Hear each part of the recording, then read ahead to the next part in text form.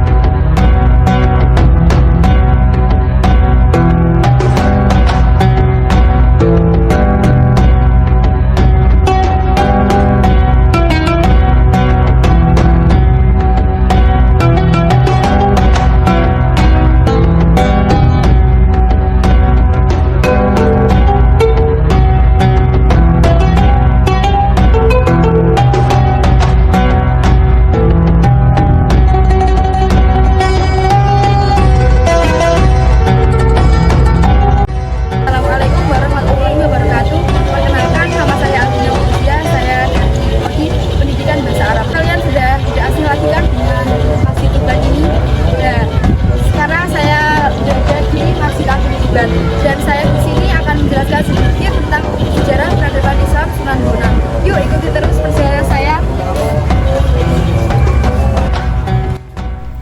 Ketika memasuki kompleks makam Sunan Bonang, kita akan menemui bukti fisik, antara lain ada 3 gapura.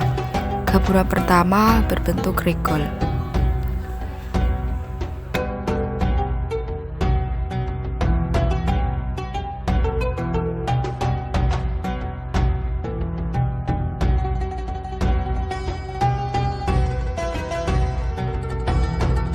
Dan yang kedua itu berbentuk padu raksa.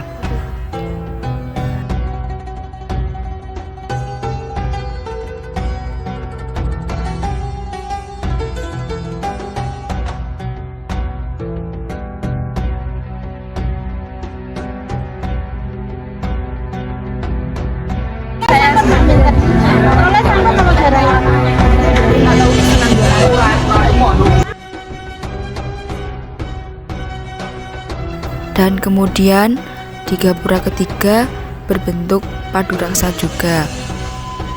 Di gapura ketiga ini terdapat hiasan piring dengan ornamen motif bunga dan tulisan Arab.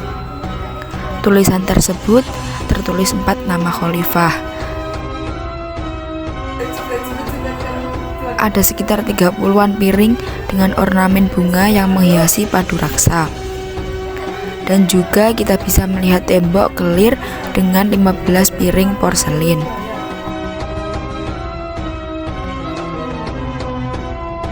Setelah itu, peziarah akan menemui ratusan makam dengan jalan setapak yang sudah beratap dan petunjuk arah menuju cungkup makam Sunan Bonang. Cungkup makam Sunan Bonang terletak di tanah yang lebih rendah.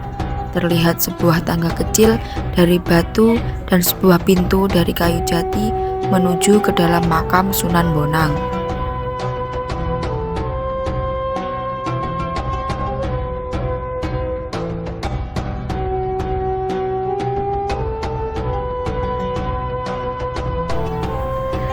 Raden Magdum Ibrahim atau Sunan Bonang merupakan salah satu ulama anggota Wali Songo sebagai penebar syiar Islam di Jawa pada abad ke-14 Masehi. Sunan Bonang atau Raden Magdum Ibrahim lahir pada 1465 Masehi di Surabaya dan tumbuh dalam asuhan keluarga ningrat yang agamis. Sunan Bonang merupakan putra keempat Raden Rahmat atau Sunan Ampel dari perkawinan dengan Nyai Ageng Manila, putri Bupati Tuban, Arya Teja. Pendidikan Islam diperoleh Raden Magdum Ibrahim pertama kali dari ayahnya sendiri di pesantren Ampel Denta.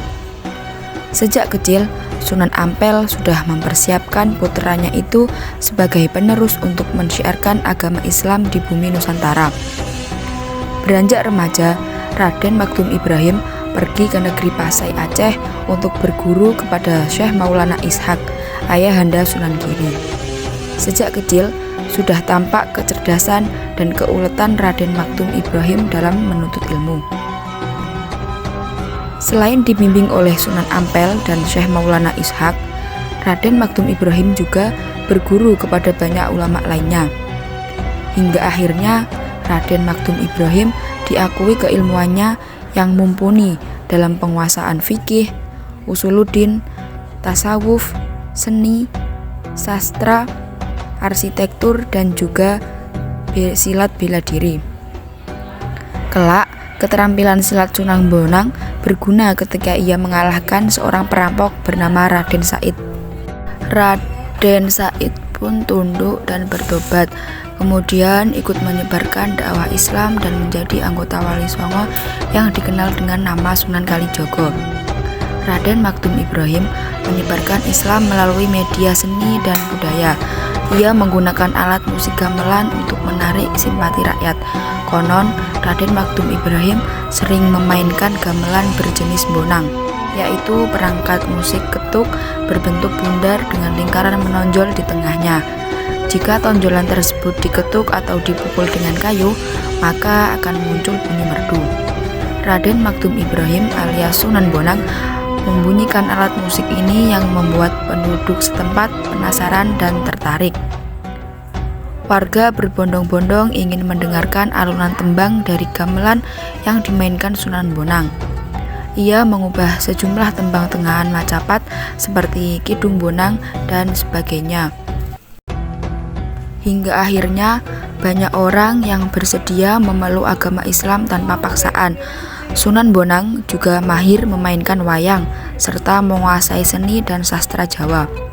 Dalam pertunjukan wayang, Sunan Bonang menambahkan ricikan, yaitu kuda, gajah, harimau, garuda, kereta perang, dan rampogani untuk memperkaya pertunjukannya. Dinamakan Sunan Bonang karena beliaulah penemu gamelan jenis bonang. Sunan Bonang sangat fokus dalam menjalani perannya sebagai ulama dan seniman, sehingga ia tidak sempat menikah, hingga akhirnya wafat pada 1525 Masehi.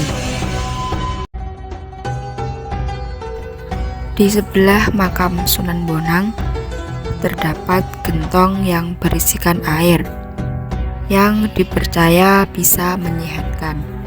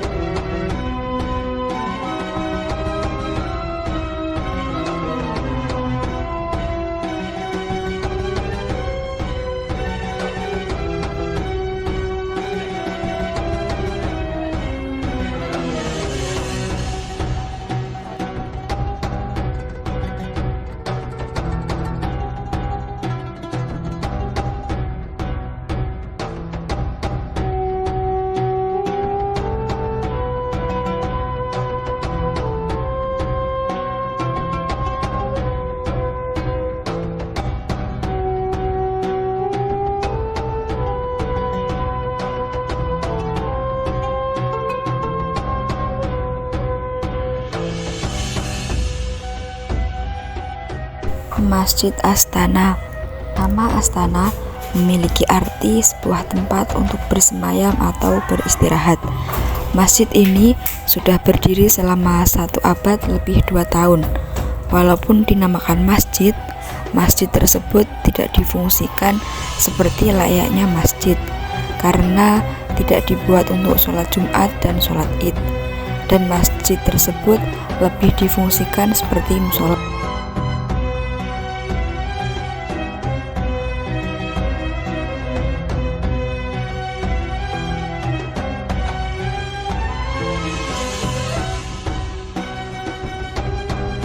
Nah, setelah selesai berziarah, silahkan yang mau berbelanja oleh-oleh dulu.